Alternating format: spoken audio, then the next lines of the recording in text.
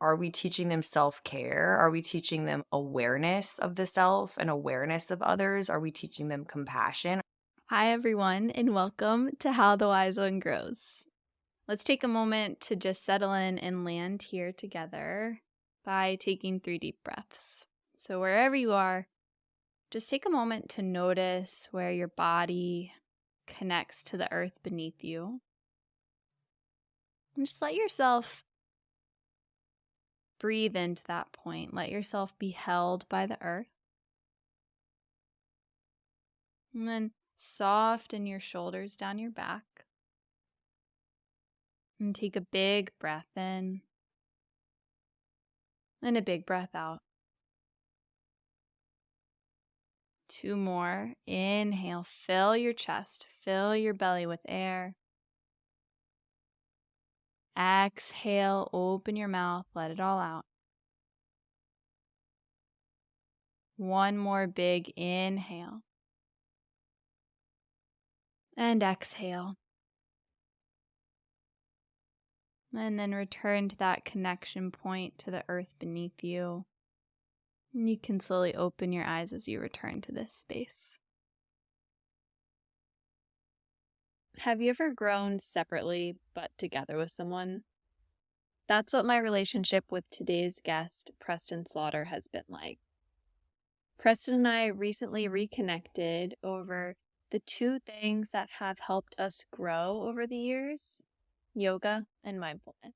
Yoga makes you feel strong, peaceful, happy, encouraged. Recently, Preston started an organization called LOCAL RVA to help youth build inner toolkit.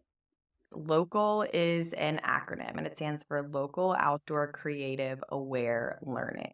After traveling throughout her 20s and exploring different passions such as photography and yoga, Preston returned to our hometown of Richmond, Virginia, to share the healing modalities that she had come across.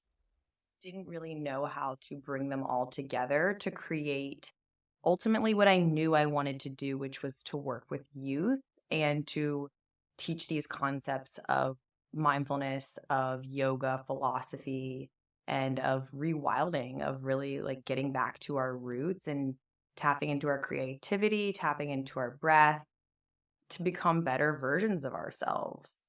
Right? Like these are tools that I wish that I had had when I was younger.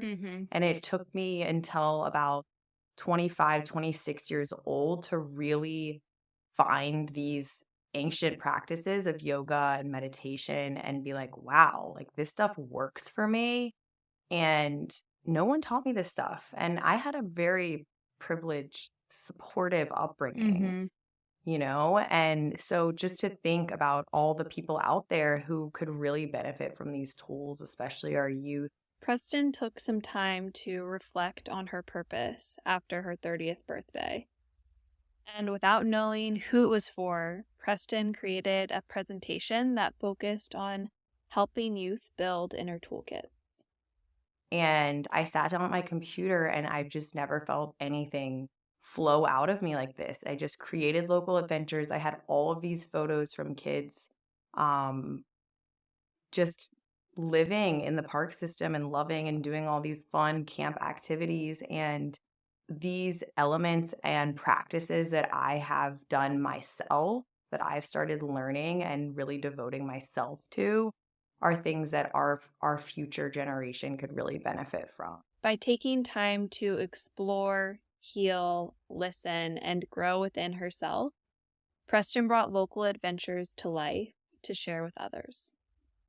A year and a half later, we are still, beginning our journey here, but we are working with schools, we're working with community centers, we're working with the park system, and we're doing lots of cool stuff. So I'm excited. When something lights you up and helps you feel good, you just want to share it with everyone around you. Totally. Yeah. So I love to hear that something that has benefited you so much. I've really enjoyed seeing the way you're integrating the core root of these practices into schools, because as someone who has worked in schools trying to share yoga philosophy and mindfulness practices, it's hard. Mhm. It's hard to rally a group of kids.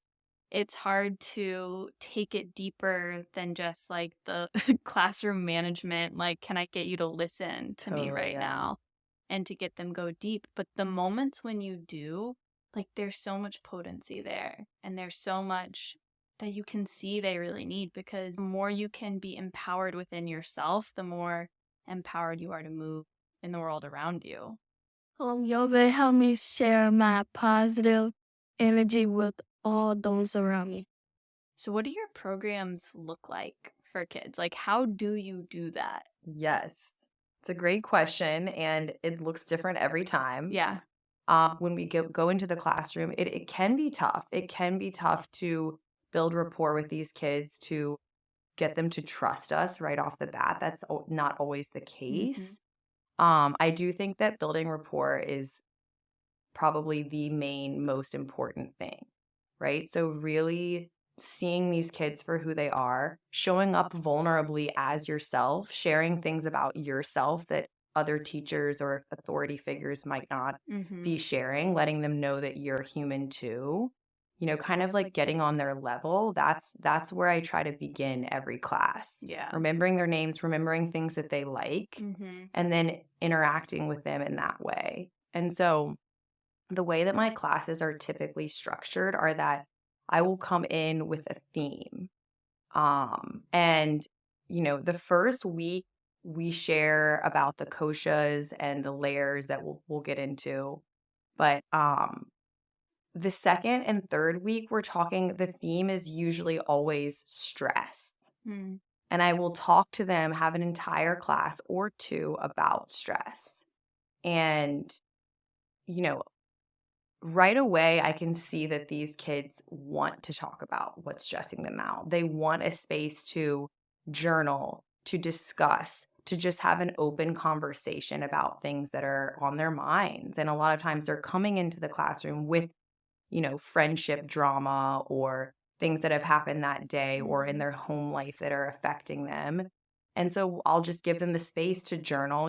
Mindfulness helped me write down how I feel and how to help other people. Usually we'll have a journaling session for 5 minutes, then a discussion for about 10, 15 minutes. Then we do some movement, and I'll teach them practices that can release stress and or whatever the theme is. So other examples of themes are like trust or acceptance. Some things that I've learned is that like it's okay to be broken. Like today we talk about trust. It's very broad themes where we can kind of get into what this means and what the meat of those practices are and how those things show up in their life.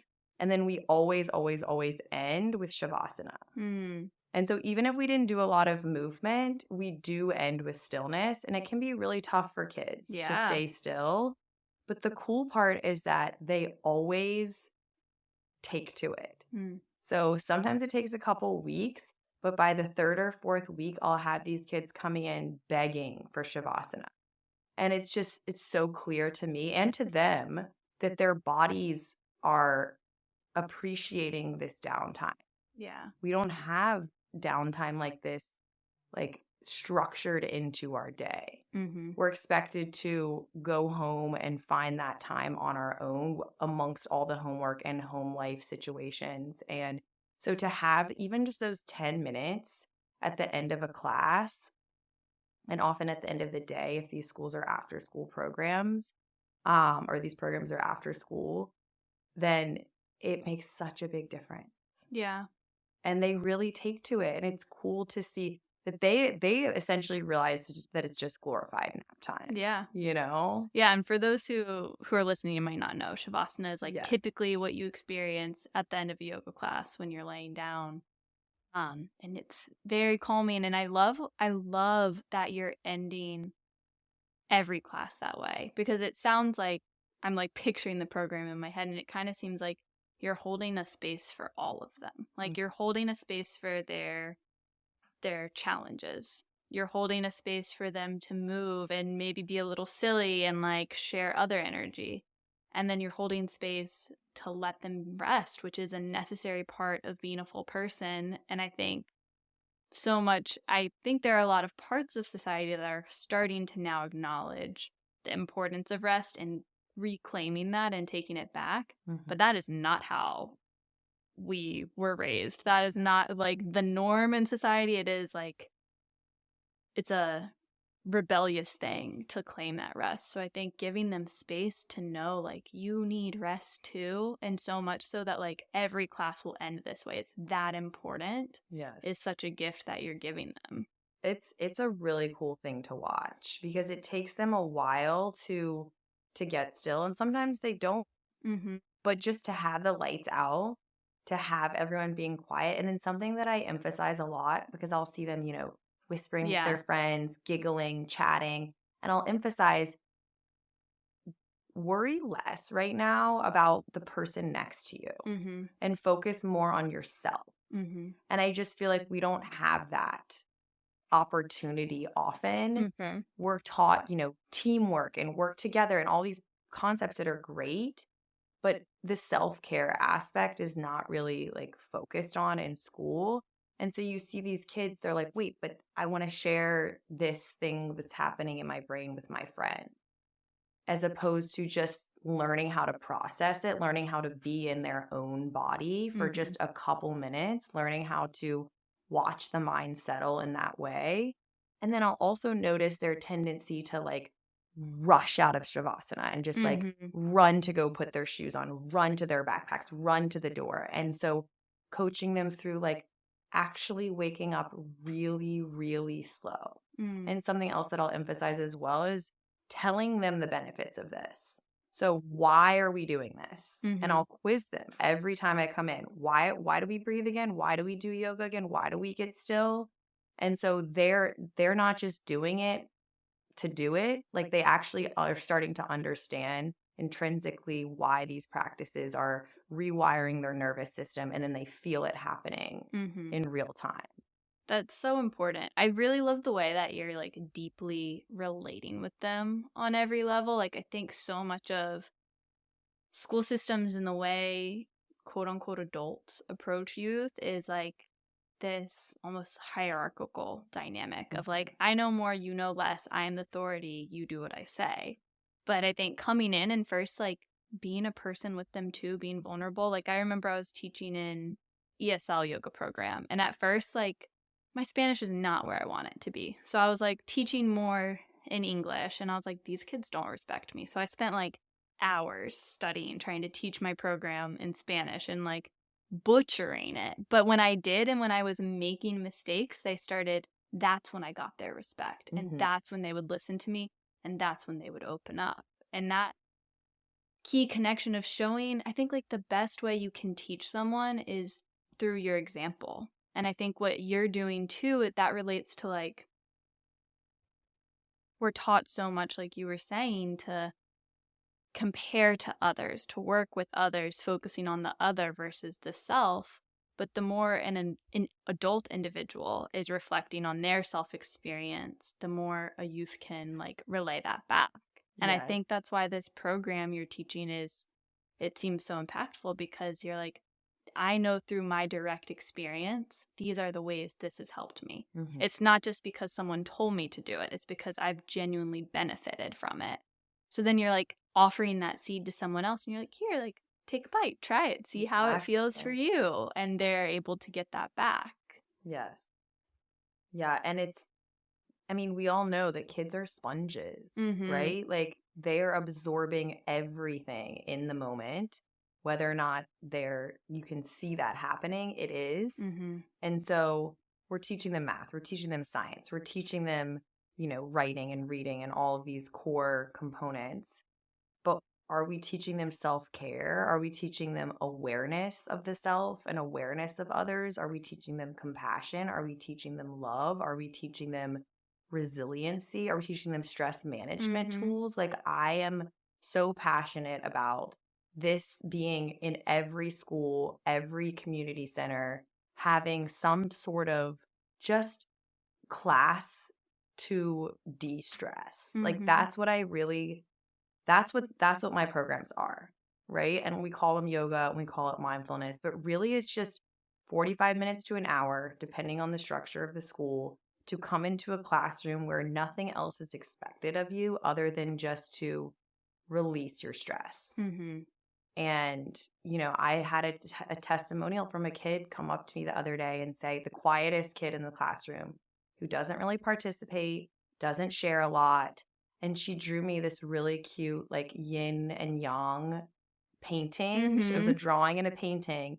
And she handed it to me and she was like, I made this for you. And I just want to let you know that I know I don't participate in your class a lot, but I've learned so much. Mm. And it's just like those little moments where I'm like, I am on the right path. Yeah. Like, I'm doing something right here, because there are times as well where I can get really frustrated and can be really hard. I mean, I've seen fights break out. I've seen a lot of stuff that's not really fun to witness. Yeah. But that's when I try to remind these kids that these are the moments that these toolkits will come in handy. Yeah. And speaking of toolkits, like, yeah. that's really what it is. They're stress management tools, Mm-hmm. right? Like, we all are going to come up against stress in our lives in various aspects. It's inevitable. Yeah. And so, I try to teach the kids to build a toolkit with a repertoire of stress management tools, starting with the breath, very simple, some type of movement practice, whether that's, the sports outlet for the athlete, or whether that's just a slow stretch at home to music, or, a creative dance, or it can look like so many different things, and it will look different for every child and every human. And then just really engaging in activities that bring them joy. Yeah. Right? Yeah. Do you mind talking? I love that you're like landing in on how these toolkits are so different for everyone. And it comes back to this key element of joy. Do you mind talking about why joy? Like, why is that so important in this? And you do work with the Koshas in these programs. Do you mind explaining to people who don't know, like, what are the Koshas and why is that? How do you work with them? And why is that important for someone to develop their own inner toolkit? Yes. So the koshas are, in yogic philosophy, a 5-layered concept that, we have our physical body, of course, but then we also have these more subtle bodies that exist below the surface. And they all are intertwined and work together to create us, to make us who we are. So we have our physical layer, the one that we are most in touch with. We interact with the physical world every single day. Like, I'm seeing your physical body across the table. How we express ourselves, what we wear, the makeup we put on, how we present ourselves. Like, are we in shape? Are we in touch with our body? Are we confident? How do we move? Body language. That is, the probably most important layer in terms of how we interact with other humans. And then we have our mental layer, which is just quite literally our brain. Yeah. Thoughts, ability to make decisions, logic, reason, problem solving, all of that stuff. I probably live there the most. Most of us probably do. And then so it keeps going deeper. Then we have our emotional layer. And this one is one that can be a little bit harder for some people to get in touch with. What feelings are present for us on a daily basis, or even an hourly basis. Our emotions are constantly changing. So that one's pretty self-explanatory. And then even deeper than that, we have our energetic layer. And this one's a fun one to talk about. I try to get the kids to describe what energy is to me, or what. Ooh, how do they describe it? And so the word that I'm looking for is vibe. Okay. And so actually, that's what I'll ask them, because when they think of energy, they think of, getting your energy, or like, how much energy do you have? Like running really fast around the track. Or and that's not exactly what it means. Yes, it's tied to that, but energetically speaking, like, what is your vibe? And they so can relate. I'll ask them, like, can you describe a vibe? And some of the quotes of that are just hilarious. They're like, when you're driving in your car with the windows down listening to music. And I'm like, yes, that's a vibe. But then let's start thinking about like vibes that we pick up on from other people. So have you ever walked down the street and just gotten like a really bad vibe from someone, but you're not sure why? Yeah. And like even the people who aren't super in touch with energy and all of that stuff will still say, yes, I've felt that before. It's pretty common. Or have you ever walked into a room and just known that everyone's talking about you? Like those kind of things. Or on the flip side, have you ever met someone where you're just like, I want to be near this person? Yeah. I want to be friends with them. Something about them is drawing me to them. Yeah. Like that's a vibe. And whether or not we know it, we are all putting out a vibe into the universe. And seeing the kids like process this is kind of funny because they're like looking around, like, you know, you can just They're see like what's my assessing vibe? everyone's. Like Yeah. what's there, starting to like notice these subtle energies. And it's a cool concept, and it sounds woo woo, but it's really not when you think about it just in terms of a vibe. Yeah, I love that you call it a vibe. That's like very relatable for youth. And it's still hard to explain and Yeah. put into words because it's really just a feeling. And so then we go even deeper than that, and we have what they call in yoga the joy body or the bliss body. And, you know, this can be described in so many different ways. It's could be described as like samadhi or enlightenment, or for a regular person, it could just be described as flow state, or, you know, the feeling that comes up when you're doing something when you're so present and so lit up in the moment doing an activity that you truly love. Yeah. And so that's what we call our joy body at Local Adventures. And that's really the foundation of what we want to do, is to help give kids toolkits so they can cope with stress when it comes up, and also engage in activities that bring them joy and light them up. Like I tell kids all the time, you and I are walking examples of this. Like we have really found a life that allows us to tap into our creativity, into you know, our mindfulness practices, our yogic practices, our hobbies, making our hobbies, this podcast, into a career. And so I'll tell them that. I'll be like, I teach yoga as my job. I run retreats. I'm a photographer. I'm here because I want to be here. This is what I've created a career out of the things that bring me joy. And that also blows their minds because they don't have many examples of that in their life. And so I'm like, you like sneakers? Great. Like, go chase that. You like basketball? Amazing. Follow that path. You're into anime? Like, it's just, so it's like directing them to these small hobbies that may just seem like things that they like to do when they go home, or something that's kind of, you know, off to the side in their life. Really trying to direct them to follow those inklings. Yeah. And that you can make a career out of that stuff. Absolutely. That joy body, that bliss state comes in when like all of the koshas are starting to intertwine. Like they're not so separate. We're integrating all of them, all of who we are, into one moment, into one activity. And I think people are so neglected of that. And people are told so much by society, so much by everything else. Like, you have to do X, Y, and Z to be a quote unquote successful person in the world.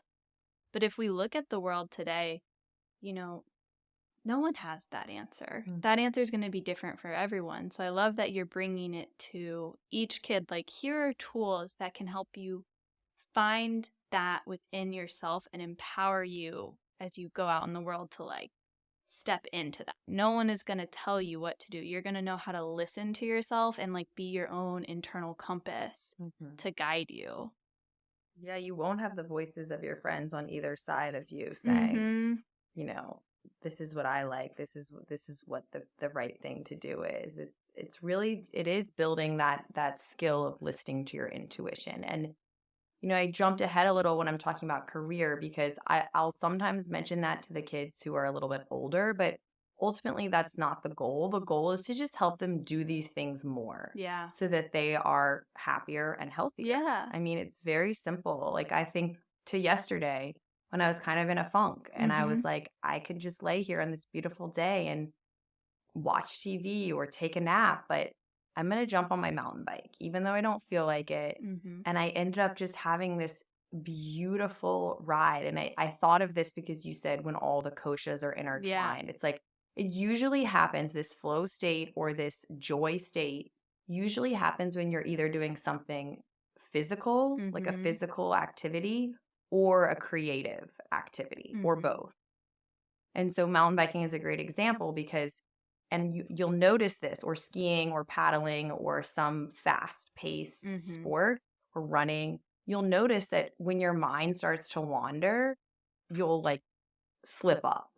Yeah, And like so you can't not pay exactly, attention. you have to be in the moment. And the more Mm-hmm. focused you are, the better your lines are, the more in a groove you are. And that's what's happening. That moment is so beautiful because all of your koshas, all of your layers are aligning perfectly to create this beautiful flow state. Yeah.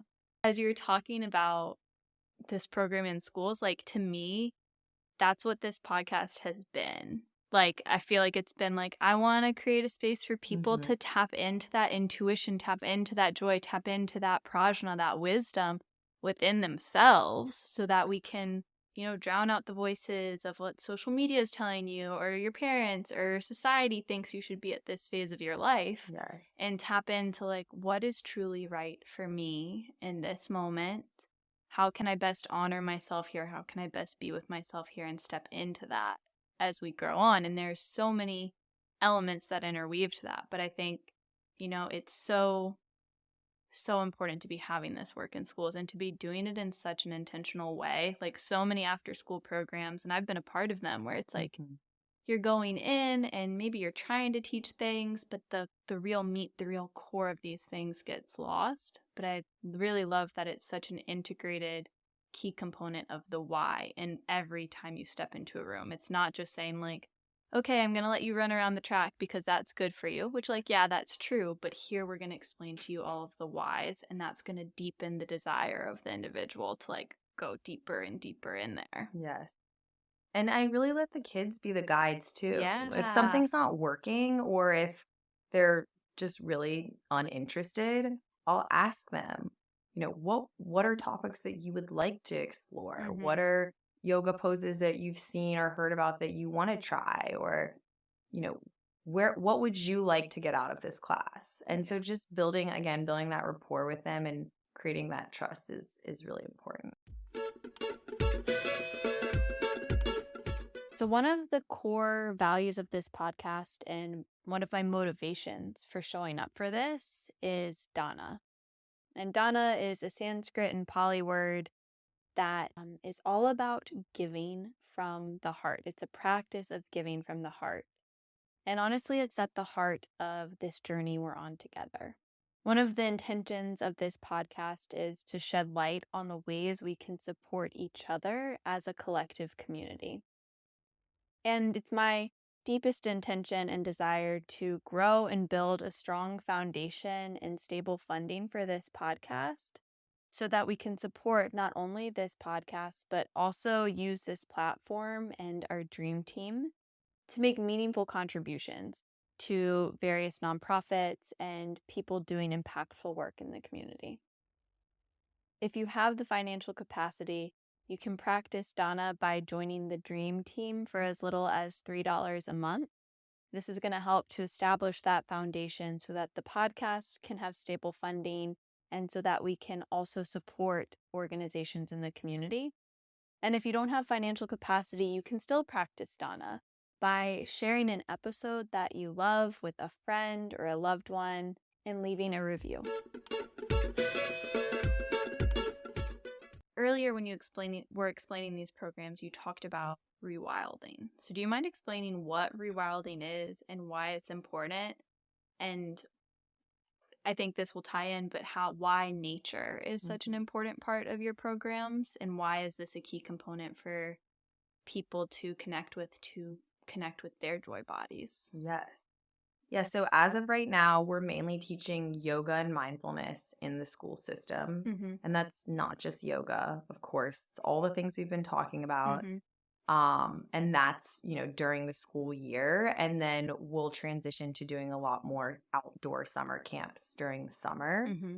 And nature-based learning is just so important because it's so much more organic than this structured, institutionalized version of learning that we have in the school system. And I'm not downplaying that. I think that's important as well. But there's, we all know that there's different types of learning styles, and different children are going to connect differently to different styles of learning. And so when we're outside, when we're engaging with nature, when all the walls have crumbled, everything around us, all the boxes are down, we really can come back to our roots. It just provides such a more organic way for kids to get their hands dirty, to, explore something new, learn new skills.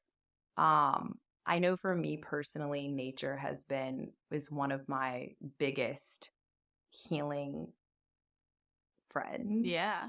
Like, Definitely, I don't friend know. is the right word. Yes. And so, I mean, I don't know where I would be without my nature-based practices. And so yeah, when we talk about rewilding, we're really just talking about like stripping down from these identities, from things that we tie ourselves to in the classroom or while we're studying, just stripping down from all of that and coming back to our roots, like barefoot on the ground, smelling the smells of the park system, like feeling the heat of the sun, and really just being present in the moment. I think nature helps me do that more than anything else. Yeah, and I think nature really, I mean, there are so many benefits to nature, but when I think back about what you said of like dropping into that joy body, that bliss state, nature almost requires that of us too, right? Like we have to be listening to our senses. We have to be really present in the moment, especially if we're on the river or on a trail where there's like roots. And if you're like me, you're going to trip and fall a million times if you're not paying like really keen attention. And it's often something I think there are a lot of people who really fear nature. And, right, like she is powerful. So like there's an honoring of like, yeah, I can like bow down to that. But also like, how can we still develop a relationship with this thing that seems so vast and great? And really break down those barriers, because to me, like connecting with nature, like you called nature a friend, like that's how I see it too. It's like it's another relationship we have. It's a connection with ourselves and the people around us. And we're often denied that space, or we're often not encouraged to step into that space. But even if you don't live in Richmond, there's nature around you all the time. I guess what would be your advice to someone? Like, how can you start to integrate a little bit of nature-based learning in an average day, even if you don't live in Richmond? Yeah, I think that's a great question. And I think, these practices can all start in the home, in the yard if you have one, or the balcony, or the patio, or in your local park, however small a green space is, just finding a daily practice to come back to yourself, whether that's your morning routine or whether it's, having a non-negotiable that you're going to take time for yourself outside every single day. I mean, I know for me, I have some non-negotiables every single day, which are to spend time outside, even if it's cloudy or rainy. To find time for movement, even if it's legs up the wall or a simple stretching practice. To find time for stillness, which we all need, and it's really can be really hard. And then to find time for without technology. And so the cool thing about nature is that if you go for a walk in nature, you can kind of like do all four of those things at once, right? Like that's what I've found with nature-based practices, are that it drops me so much into the present moment that I'm not thinking about my phone. My thoughts are immediately simmered down, And I'm usually moving because I want to explore the trails. I want to explore, what's around me. And so I think anyone can engage in these practices. Mm-hmm. I mean, your local park is the best place to start. Mm-hmm. And any type of stream, any tree, any bush. I mean, we can get really like basic with it and just say like, go sit under a tree Yeah. and just be still for 5 minutes. Yeah. I mean, these are really ancient practices that are a remembering of sorts. Like we've forgotten how to be still. We've forgotten how to connect to living beings. I mean, even getting a couple house plants inside is a great way to interact with something else and think less about, ourselves and our narratives and our stories, and start to notice, or a pet, right? Mm-hmm. Start to notice patterns of other living things around us. Really drops us into the present moment. Yeah. And I love that you call it a remembering, right? Like it's not about adding anything. Really, it's just like peeling back those layers of the onion, coming back to the core of who we are, coming back to like the core of human life and its connection to the earth. So like, yeah, if you are in a busy city and there's like a tree on the sidewalk, like how can you get to know what kind of tree that is? Can you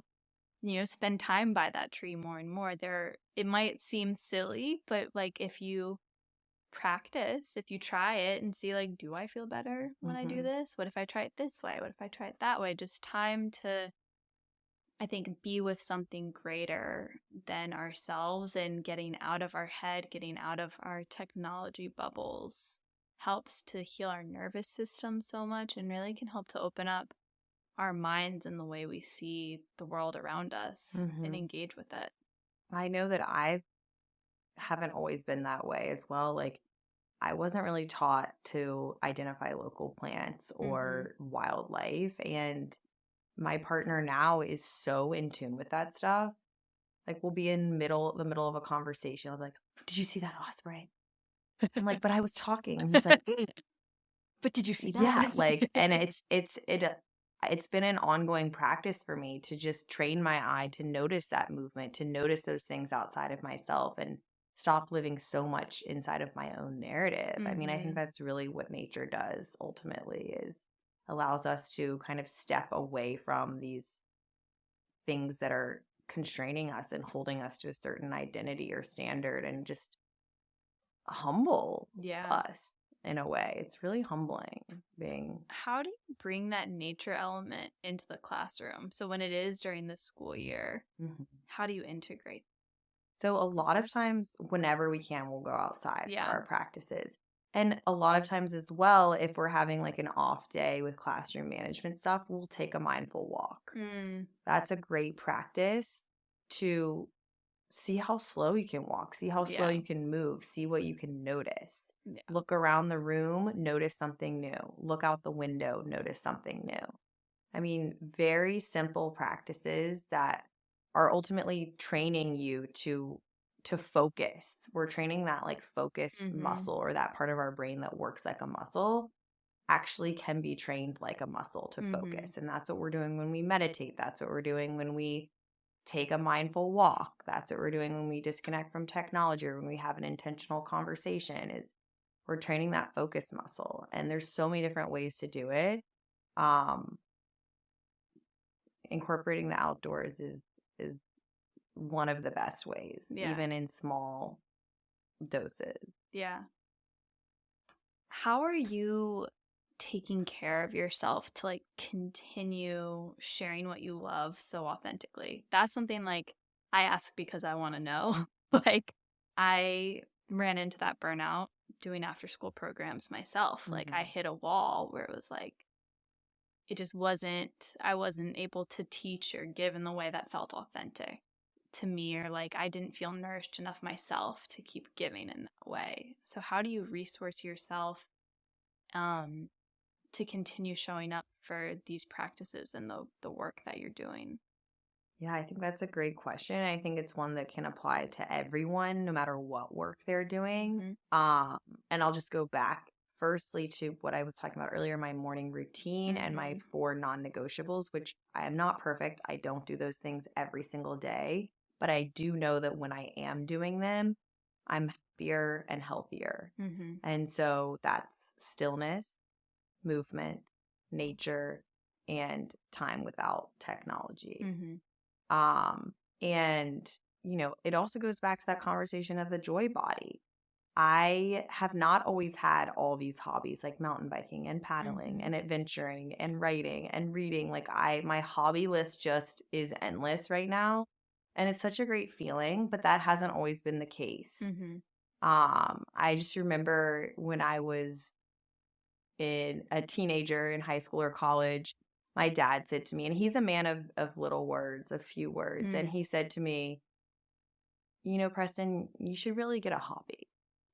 And I just remember being so offended by that because I was like, what do you mean get a hobby? Like, this is my friends are my hobby. Like, partying is my hobby. Like, I love but I wasn't really happy. Yeah. He recognized that in me. He recognized that I wasn't mindful. Yeah. I wasn't being mindful or aware of myself. I wasn't truly happy. And of course, I thought I was, but looking back, it's such a beautiful lesson. And I think that my hobbies keep me sane. And my hobbies are a lot of adventure sports, a lot of time outdoors, and a lot of time by myself. I spend a lot of time by myself. I'm an introvert by nature, always have been, but haven't always known how to tap into that. And so I've just found hobbies such as mountain biking or trail running or even just meditating on the rocks by the river is a hobby. It is. It's a great one. And those are the things that keep me sane and allow me to teach this stuff, right? Because if I wasn't practicing this stuff, then I wouldn't feel confident teaching it. How did you find these hobbies for yourself? Like what shifted from that time where your dad like gave you that advice and you were kind of like, annoyed by it to the point where you're like, oh, like what if I try this? Yeah, I mean, I think it wasn't overnight. These things don't happen overnight. These toolkits don't happen overnight. These stress management tools, these practices, these hobbies, none of it happens overnight. It's an ongoing practice. I will say though that when I did my yoga teacher training, when I first really the year or two that I really started getting into yoga, changed my life. Yeah.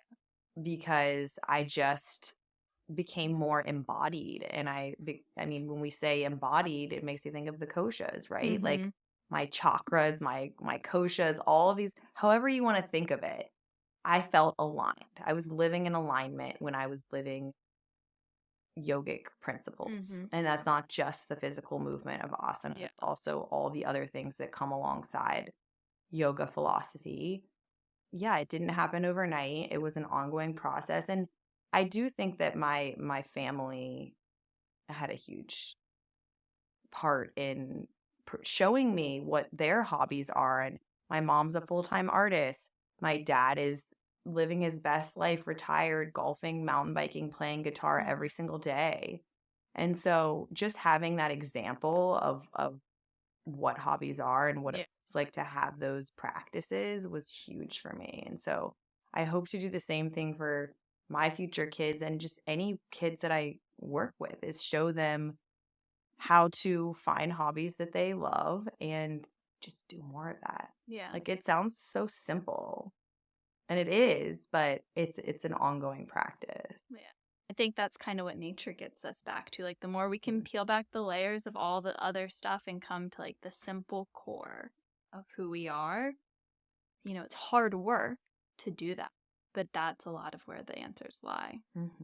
How can each of us, I guess, what advice would you give to listeners? How can we tap into our inner toolkits and our joy body, and how can we help a youth in our life with that as well? Yeah, it's a great question. I think just leading by example. Yeah. Right? Like, finding the things that bring you joy. following the advice of this whole conversation, following the Mhm. things that bring you joy, finding your hobbies, finding your passions, doing more of those, creating your own self-care routine, your own toolbox that's going to look different for everyone. I do recommend having some sort of breath work or movement and movement practice and nature practice in Mhm. there. And then just staying true to yourself. And if you do find yourself in a relationship with a child who needs you, like, be vulnerable, show your vulnerability, and be consistent. Mm. Be trust, like, allow them to trust you by showing up again and again and letting them know that you care. Whether that's your own child or, a friend's kid or your teacher, just building that rapport and treating children like they're equal, Yeah. right? Because kids, we have so much to learn from kids. 100%. I think a lot of that remembering is like trying to remember our childlike nature and the Yes. wisdom we had at that. Yeah, it's so true. It's a mutual benefit here. How can people stay up to date with local RVA and support you and your work? Yes. So I have a new website that's up and running. It's localadventuresrva.org. We are always looking for new partnerships with schools, organizations, um, community centers. Even we do one-off events. We've done workshops for teachers before. Uh, I also work at a new studio called Whole Heart Space, which does prenatal, postnatal, kids, and family yoga. That's awesome. Y'all should check that out. And then we actually just got awarded our first grant, which is super exciting, through the City of Richmond, the Positive Youth Development Fund, working in partnership with Next Up to run a whole repertoire of programs this summer. And what we're doing with it is we're gonna do a yoga and paddle camp on the James River. That's amazing. It's my dream. Yeah. And I'm so, so excited. We got a really busy summer ahead of us.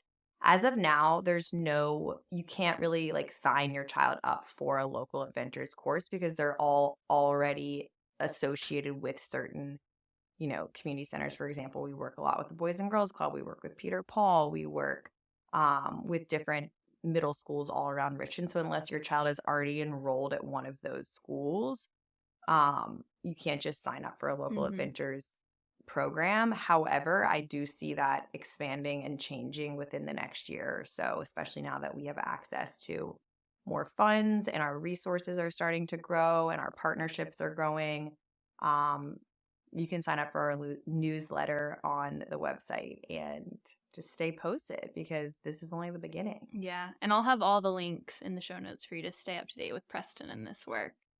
Thank you so much for the really powerful and intentional work that you're doing and for having this conversation with us today. You're welcome. Thanks for having me. Thank you so much for taking the time to listen to How the Wise One Grows today. If this podcast has been impactful in your life, can you support it by following and subscribing to this podcast on your favorite streaming platform? This will make sure you never miss an episode. All you have to do is go to the show page for How the Wise One Grows and hit the plus or the follow button in the top right-hand corner. While you're there, go ahead and leave a review, preferably a 5-star review, and share an episode with someone you love in your life. And if you want to support even further, you can join the How the Wise One Grows Dream Team and become a part of a group of magical people who support this podcast every month. And you'll even get a special shout out in an upcoming episode. Until the next time, let's keep taking it one breath at a time.